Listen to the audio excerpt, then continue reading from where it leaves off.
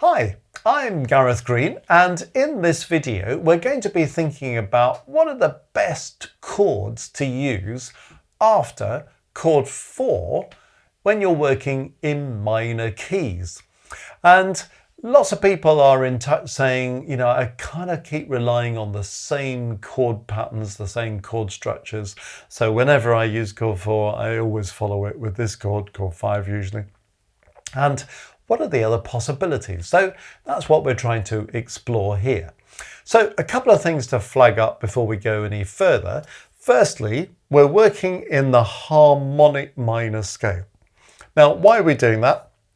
Because since 1600, the convention has been to work in the harmonic minor scale when you're writing harmony, and to work in the melodic minor scale when you're writing melody. Hence, the clue is in the title, if you like. Now, you may well want to write your harmony using the melodic minor scale. You may want to use the natural minor scale, do something a bit modal. Absolutely fine. All I'm saying is, for the purposes of this video, we're working in the harmonic minor scale for the reasons that I've just suggested, and you can adapt to purpose if you want to do something else. That's absolutely fine. And the second thing I just want to say very quickly before we go on concerns inversion chords. So you'll notice I've got some B's on the board. A lot of people will be very familiar with this one international system where you have A for root position, B for first inversion, C for second inversion. It's as simple as that. And if you have nothing at all, you assume it's A. People in other parts of the world might well be used to using the other system where you have 5-3 for root position, 6-3 abbreviated to 6 for first inversion, 6-4 for second inversion. And when you have a root position chord, you tend to leave it blank in just the same way as we do in the ABC system. So if you're not used to ABCs, well, I'm using some first inversion chords here. So just regard these B's as 6s and you'll be entirely at home. So we're going to look at some progressions that are entirely predictable. There are quite a few of them from 4, and maybe look at one or two that you might not have thought about, just to see if we can expand some new possibilities. So let's look at option number 1. This is the kind of pretty standard stuff, isn't it? So we're going from 4 to 1 to 5. So I'll work in C minor for the purposes of this. We're going 4, 1, 5. Now that's a strong progression. It's all primary chords, root position, absolutely fine. I mean, you could do something in a different inversion. You could go 4 in first inversion to 1 to 5. Yeah, you could go from 4 to 1 in first inversion to 5. I mean, possible variants on the same thing. We could go from 4 to 1 to 6, which is done less commonly. So 4 to 1 to 6. Now, that's not going to be a cadence of any kind. 1 to 6 is not a cadence, but it could come mid-phrase. And it's quite an interesting progression to consider. So rather than having a sort of 4 to 1 that sits down, okay, that's the end of something, or 4 to 1 to 5 that also to some extent can sit down, 6 gives you the possibility of going 4 to 1 and moving on somewhere else. So 4 to 1 to 6. And one thing that's quite good about that progression is the use of common notes. So if we're in C minor, the note C comes in chord 4, it comes in chord 1, and it comes in chord 6. So that really binds together that progression. And obviously you can go on from there, from 4 to 1 to 6 to 5 to 1. And that could be quite nice to have a 6 before the 5-1. So things like using 4 to 1 earlier in a phrase without it in itself being a cadence, where does it pull you onto? Well, there's 6. There's a possibility for you there. Okay, look at option 3 now. 4 going to 2 in first inversion, going to 5. Well, what's all that about? 4, 2B to 5. One thing that's good about that is you've got got common notes between the 4 and the 2B, haven't you? Because in C minor, F and A flat are common notes. They're in 4 and they're in 2B, so that's quite useful. Also, the bass stays still. So in C minor, F, F, G. So that's quite a nice progression as well. So you might just think about that interchange between the 4 and the 2B there. And it could finish on 5. This could be a cadence, couldn't it? That goes 4, 2B, 5. Or it could go 4, 2B, 5 to 1. Or 4, 2B, 5, 6.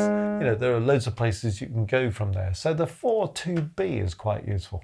Okay, well, here's 4, 2B again, going on to chord 1. So 4, 2B, 1. Okay, why am I using 2 in first inversion, by the way? Because it's a diminished chord and it often works much better in first inversion than it does in root position. Slightly clunky, ugly sound in root position. In first inversion, just sounds a bit more solid, and you slightly hide the tritone that sits inside the chord more than being at the extremes of it. Okay, well, if you're happy with 4 to 2 in first inversion to 1, well, another slight variation is 4 to 2 in first inversion followed by 1 in first inversion. So 4, 2B, 1B, because you get a bass sort of repeating and then going by step. So that's quite a nice progression. Option 6 on the board is 4 to 6 to 5. So 4 to 6 to 5. That's quite a strong progression as well. So you're kind of getting a 4 to 5, but you're tucking 6 in between. And there's a kind of nice symmetry about 4 being 1 chord below 5, 6 being 1 chord above 5, and then 5 to follow to kind of center it. So that's quite handy.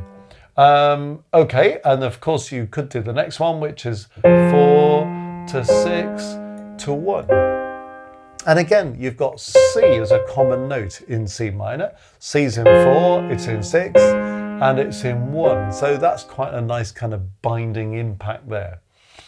Obviously, 4 to 5 to 1 is a very common progression. So 4, 5, 1. That's probably the most commonly used progression. So nice solid use of 3 primary chords there. Obviously, another possibility is option 9, where you go 4 to 5 to 6. And these two can be cadence formulas as well. So there we are. 9 possibilities. You can probably think of many others as well. But hopefully 1 or 2 in the mix there that you might just think, oh, have I ever thought about using that progression? Another thing to do with the chord 4. It's interesting with chord 4 being a primary chord, we're probably going to use it a lot when we're writing stuff.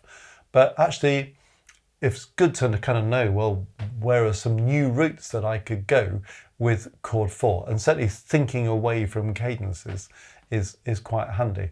And not always being stuck with 4 being followed by either 1 or by 5. You know, just looking at these possibilities for using 2, particularly in first inversion, these possibilities for using 6.